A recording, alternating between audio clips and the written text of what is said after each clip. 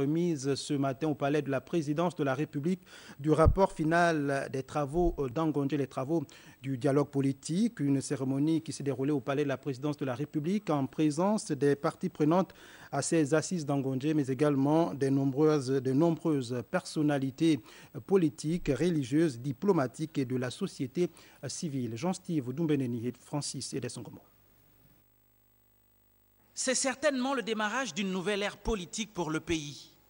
La signature de ce protocole d'accord par les représentants de la majorité et ceux de la frange de l'opposition qui a pris part à ce dialogue entérine les actes contenus dans le rapport général des assises d'Angondje, fruit d'un consensus obtenu à l'issue de 2 mois de discussions et de négociations. Monsieur le Président de la République, chef de l'État, j'ai également la certitude que le dialogue politique que nous venons de tenir à votre initiative fera date dans l'histoire de notre pays.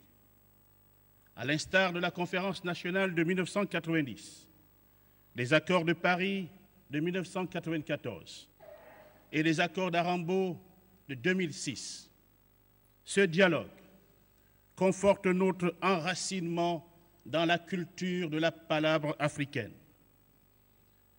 Cette culture inspirait nos pères fondateurs et a permis au pays de transcender les phases tumultueuses de son histoire pour toujours préserver la paix, la stabilité et l'unité nationale.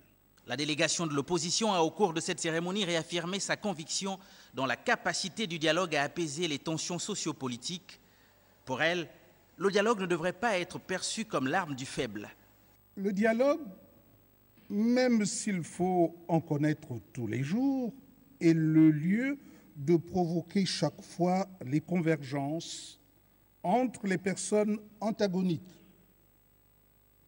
Si l'absence de dialogue entraîne des excès de tout genre et les excès entraînent la violence et la contre-violence, le fait de dialoguer ne doit pas être synonyme de faiblesse. Une conviction dans la force du dialogue, mais aussi quelques inquiétudes exprimées quant à l'application effective des actes qui en découlent, d'où cet appel. Tout dépend donc de vous, Monsieur le Président, de votre volonté, car c'est vous qui avez convoqué ce dialogue. Il dépend de vous pour que l'on n'assiste plus à un quelconque détricotage des actes que nous allons signer. Et surtout, il dépend aussi de nous, et surtout de ceux qui, gênés aux entournures, viendront vous convaincre de vous départir des engagements des actes issus de ce dialogue.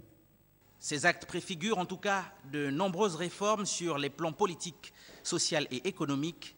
Parmi elles, l'institution d'un scrutin présidentiel à 2 tours, la réduction du mandat des sénateurs à 5 ans et la création d'un centre gabonais des élections en lieu et place de la CENAP.